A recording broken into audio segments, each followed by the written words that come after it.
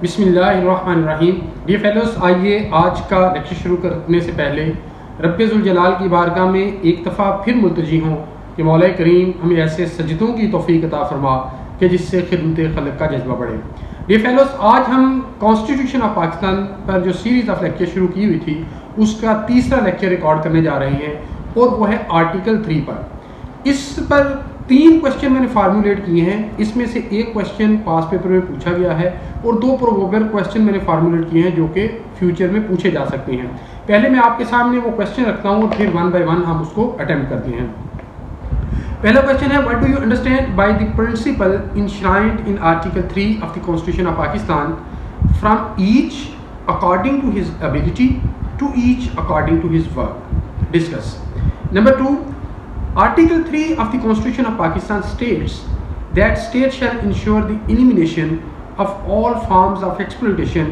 To what extent state of Pakistan has succeeded in this regard? Comment on. Number 3, recently a controversy has arisen regarding the origin of Article 3. Some people believe that its origin is Marxism, Leninism. Some believe its origin is Islam. Some other believe that it is the cocktail of the two. What is your take on its origin? Describe. Dear fellows, इस article पर ये तीनों question attempt करने से पहले जो word exploitation which is की word of this article उसको समझना ज़रूरी है। एक्सप्लॉयटेशन को जब हम लेक्सिकोग्राफिकली अंडरस्टैंड करते हैं तो एक्सप्लॉयटेशन का मतलब ये है कि when one person is at advantageous position and the other one is disadvantageous position. ये शख्स जो एडवांटेजियस पोजीशन पे है ये अपनी पोजीशन को मिसयूज करते हुए ये जो डिसएडवांटेजियस है उससे अनड्यू फायदा उठाता है, यानी अपनी पोजीशन को मिसयूज करते हुए इसकी जो पोजीशन है उसको अपनी फेवर में इस्तेमाल करता है और अनड्यू बेनिफिट अपने आप को देता है। इसको हम एक्सप्लॉयटेशन कहते हैं। अब इस आर्टिकल के अंदर जो फ्रेज यूज हुआ वो ऑल फॉर्म्स ऑफ एक्सप्लॉयटेशन। अब ये डिफरेंट फॉर्म्स हमें रिफ्लेक्ट होती हुई मुआशरे के अंदर नजर आती हैं कि एक शख्स सपोज एम्प्लॉयर है और दूसरा एम्प्लॉई है। एम्प्लॉयर एडवांटेजियस पोजीशन में है और जो एम्प्लॉई है वो डिसएडवांटेजियस पोजीशन में है। अगर एम्प्लॉयर अपनी इस एडवांटेजियस पोजीशन को मिसयूज करते हुए एम्प्लॉई के राइट्स को सल्ब करता है, उसको उसके राइट से डिप्राइव करता है और उसकी पोजीशन को मिसयूज करते हुए उसके साथ ज्यादती करता है तो हम उसको एक्सप्लॉयटेशन कहते हैं। इसी तरह अगर लैंडलॉर्ड है तो उसका टेनेंट जो है वो डिसएडवांटेजियस पोजीशन पर है। इसी तरह जो रिच है उसके साथ अगर उसका कंपेनियन है वो पुअर है। इसी तरह ऑफलिएंट जो लोग हैं और डाउन ट्रोडन लोग हैं, जो हैव्स हैं और हैव नॉट्स हैं, ये कैटेगरी सारी की सारी हमें इस चीज़ से हमें समझ आती है कि कुछ लोग एक्सप्लॉइटर हैं और कुछ एक्सप्लॉइटेड हैं। तो ये जो डिफरेंस ऑफ पोजीशन है इसको जब मिसयूज किया जाता है अपने बेनिफिट के लिए तो इसको हम एक्सप्लॉइटेशन कहते हैं। अब आर्टिकल 3 इस बात का तकाजा करता है कॉन्स्टिट्यूशन ऑफ पाकिस्तान का कि जो स्टेट है वो तमाम फार्म्स की जो एक्सप्लॉयटेशन है उसकी एलिमिनेशन करेगा ग्रेजुअली। अब किस प्रिंसिपल के तहत?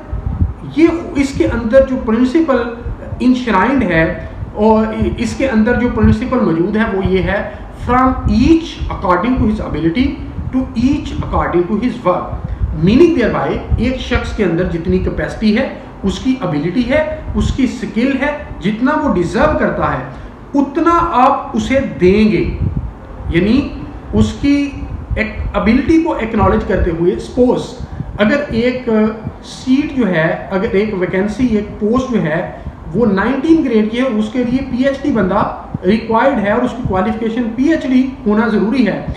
एक शख्स पीएचडी है आप उसको वहाँ पे नहीं लगाते, एक बंदा एमफिल है या जो एमए है वहाँ पे उसे लगा देते हैं। तो you are violating rather flouting golden principle enshrined in article 3 कि आप to from each according to his ability, यानी आप उसकी एबिलिटी के मुताबिक उससे काम नहीं ले रहे, और to each according to his work. इसी तरह एक शख्स जो है वो लेबर करता है और वो जितना काम करता है उतना आप उसे पे नहीं कर रहे। अब अकॉर्डिंग टू हिज एबिलिटी उसे काम लेना और अकॉर्डिंग टू हिज वर्क उसे पे करना, ये प्रिंसिपल है जिसके जरिए जो एक्सप्लॉयटेशन है उसका खात्मा हो सकता है। अब इस आर्टिकल के तहत बहुत सारी जो पिटीशन हैं वो हाई कोर्ट के अंदर दायर होती हैं और एक्सेप्ट भी होती हैं, और ऐसी सिचुएशन भी आपको माशरे के अंदर नज़र आती हैं। फॉर एग्जांपल कुछ जो लेबरर्स हैं फैक्ट्री के, उन्होंने प्रोटेस्ट किया कि ये जो अमेनिटीज़ हैं या जो फैसिलिटीज़ हैं ये हमें अवेलेबल नहीं, हमें दी जाएं, या हमारी अगर सारे लोगों की सैलरी बढ़ी है उनकी भी इन्हांसमेंट ऑफ सैलरी की जाए। तो एम्प्लॉयर क्या करता है, उनको थ्रेट करता है कि अगर वो इस प्रोटेस्ट को नहीं छोड़ेंगे तो उनके फायर कर देगा, और कॉन्सिक्वेंटली उन्हें फायर भी कर देता है। तो this is the worst example of the exploitation. अब एक और कंट्रोवर्सी रिसेंटली सराउंड कर रही है इस आर्टिकल में, वो ये है कि क्या ये आर्टिकल है ये मार्क्सिज्म लेनिनिज्म बेस्ड है, इस्लाम बेस्ड है, या दोनों की कॉकटेल है, यानी दोनों का ये मिक्सर है। इस आर्टिकल ये कंट्रोवर्सी बेसिकली उस वक्त शुरू हुई जब 2015 के अंदर जो लैंडमार्क जजमेंट सुप्रीम कोर्ट की तरफ से आई, जो फुल बेंच ने दी 17 जजेस पर मुश्तमिल जो रिपोर्ट हुई Rawalpindi bar association versus federation of Pakistan PLD 2015 page 401, उसके अंदर जस्टिस साकब निसार साहब ने जब इस आर्टिकल की ओरिजिन को डिग आउट करने की कोशिश की तो उनने कहा कि ये जो आर्टिकल है ये लेनिनिज्म और मार्क्सिज्म बेस्ड है, क्योंकि उनका जो मैनिफेस्टो था मार्क्सिज्म का, उसकी वर्डिंग ये थी कि from each according to his ability to each according to his needs. इसी तरह उन्होंने कहा कि ये फिर उस मैनिफेस्टो से बारो करके जो रशिया उन्होंने अपने कॉन्स्टिट्यूशन के अंदर ये सेम वर्डिंग इंसर्ट कर ली, तो इसकी जो ओरिजिन है उन्होंने कहा जी कि ये इस्लामिक है। इस पर प्रोफेसर खुर्शीद अहमद साहब जिनका ताल्लुक जमात इस्लामी से था, उन्होंने एक किताब लिखी जिस किताब का नाम था दस्तूर पार्लियामेंट और अदलिया। उन्होंने इसको पंजेंटली क्रिटिसाइज किया। उन्होंने कहा कि ये इस आर्टिकल की जो ओरिजिन है वो इस्लाम है, इसलिए कि इस्लाम हर तरह के इस्तेहसाल को न सिर्फ कंडेम करता है बल्कि उसके प्रोहिबिशन भी करता है और उसकी प्रिवेंशन के लिए अमली तौर पे इकदाम भी करता है। उन्होंने मुख्तलिफ आयात कुरान मजीद और अहादीस इस हवाले से कोट की। और इसको भी जब हम देखते हैं कि ये लेबरर्स की राइट्स की जब बात होती है तो हम देखते हैं कि आका करीम सल्लल्लाहु अलैहि वसल्लम ने फरमाया कि जो मजदूर है उसको उसकी जो मजदूरी है उसके पसीना खुश्क होने से पहले दे दें। तो इन्होंने ये मुख्तलिफ अहादीस और कुरान पाक की आयात जो हैं वो कोट करके ये इस्टेब्लिश किया कि इसकी ओरिजिन जो है ये इस्लामी है। एक और justice VR Krishna eminent jurist हैं और फार्मर जज हैं सुप्रीम कोर्ट ऑफ इंडिया के, उन्होंने इस आर्टिकल के मुतल्लिक 2-3 जो बातें कही वो बड़ी रेलेवेंट हैं। एक बात उन्होंने ये की कही कि वो आर्टिकल 3 है ये कॉन्स्टिट्यूशन पाकिस्तान का कॉन्शियंस है और इसकी जो वर्डिंग है वो सबलाइम है। इसके साथ साथ उन्होंने कहा कि the idea in article 3 may sound Marxist but it is quintessentially Islamic in essence. और उन्होंने कहा कि 2nd हिजरी के अंदर ही ये प्रिंसिपल इस्लाम ने ले डाउन कर दिया था और ये रेप्रीमांड किया था जो इसकी वायलेशन करते थे कि वो unto you who build your palaces with the sweat of others, each stone, each brick of which it is built is a sin। तो इस्लाम ने एक्सप्लॉयटेशन को सिन कहा, इसको कंडेम किया और इसके साथ साथ इसकी प्रोहिबिशन और इसकी प्रिवेंशन के लिए भी इकदाम उठाए। अब तीसरा हमारा क्वेश्चन है कि किस हद तक पाकिस्तान की जो स्टेट है वो इसमें कामयाब हुई है, ये जो प्रिंसिपल है किस हद तक the state of Pakistan has adhered to this principle। तो इसका जवाब ये है कि as far as legislation to implement और translate this principle is concerned, तो legislation in abundance पाकिस्तान के अंदर मौजूद है। कॉन्स्टिट्यूशन के अंदर, फंडामेंटल राइट्स के अंदर, डायरेक्टर प्रिंसिपल पॉलिसी के अंदर, लेबर लॉज के अंदर बहुत ज़्यादा लेजिस्लेशन हुई है जहाँ पर लेबरर्स के राइट्स को, टेनेंट्स के राइट्स को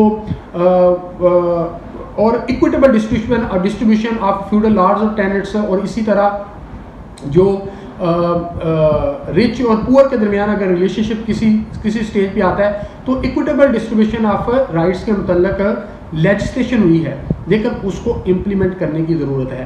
तो इस क्वेश्चन का आंसर ये कहा जा सकता है कि as far as legislation is concern, legislation हो चुकी है लेकिन उसकी इम्प्लीमेंटेशन होना ज़रूरी है। और इसके साथ साथ एक जो अहम बात है इस एक्सप्लॉयटेशन को ख़त्म करने की वो ये है कि उसके लिए हमें स्टेट को वेलफेयर स्टेट बनाना पड़ेगा।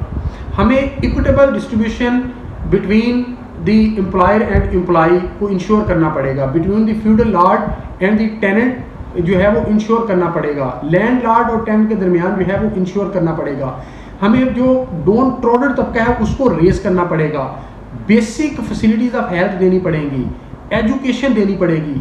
जूं जूं शऊर आएगा उसके साथ साथ जो राइट्स की जो उनकी आशनाई है वो बढ़ेगी, और इसके साथ साथ जब वो अपने हकूक़ को डिमांड करेंगे तो इम्प्लीमेंटेशन ऑफ लॉ भी ये कंट्रीब्यूट करेगी सोसाइटी और स्टेट मिलकर, और इस तरह ये ऑल फॉर्म्स ऑफ एक्सप्लॉयटेशन ख़त्म हो सकती हैं। शुक्रिया।